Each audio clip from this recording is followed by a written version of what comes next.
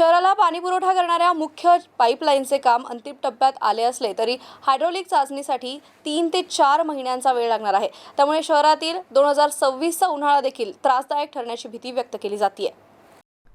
शहराचा पाणी प्रश्न 20 ते 25 वर्षांपासून गंभीर वळणावर आहे। महापालिकेच्या लेखी 1-2 त्यानंतर पुढे 3 दिवसांत पाणी देण्याचं वेळापत्रक असलं तरी सध्या शहरात 10 ते 12 दिवसांनंतर नळाला पाणी मिळत आहे। शहराच्या काही भागात 3 ते 4 दिवस नळाला पाणी येते, तर नवीन शहरात म्हणजेच सिडको हडकोला केवळ पाऊण तास पाणी सोडलं जातं। त्यात नळाला मोटर लावूनही 1000 लिटर पाणी मिळणे अवघड आहे। त्यामुळे नागरिक संतप्त आहेत। विशेष म्हणजे पाईपलाईन फुटण्याच्या आणि तांत्रिक बिघाडाच्या घटना सातत्याने घडत आहेत। त्यात नवीन पाणी योजना केव्हा सुरू होईल आणि तहानलेल्या शहरवासियांना मुबलक पाणी कधी मिळेल याची प्रत्येकाला आस लागली आहे। पाणी योजनेचं काम करणाऱ्या महाराष्ट्र जीवन प्राधिकरणाने 31 मार्चला पहिल्या टप्प्यात 200 MLD पाणी शहरात आणू असे जाहीर केले होते। त्यासोबत पालकमंत्री संजय शिरसाट सत्ताधारी नेते वारंवार डेडलाईन जाहीर करतायत।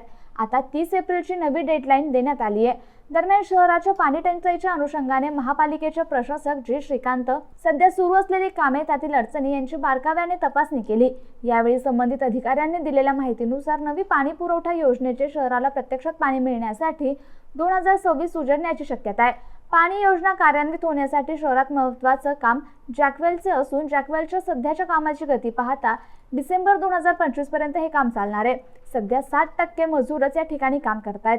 पाईपलाईनची हायड्रॉलिक चाचणी बंधनकारक आहे। ही चाचणी पूर्ण करण्यासाठी 3 ते 4 महिन्याचा अवधी लागणार आहे। त्यामुळे मे 2026 मध्ये शहराला प्रत्यक्षात पाणी मिळू शकते असे कंत्राटदाराच्या अधिकाऱ्यांनी यावेळी स्पष्ट केले।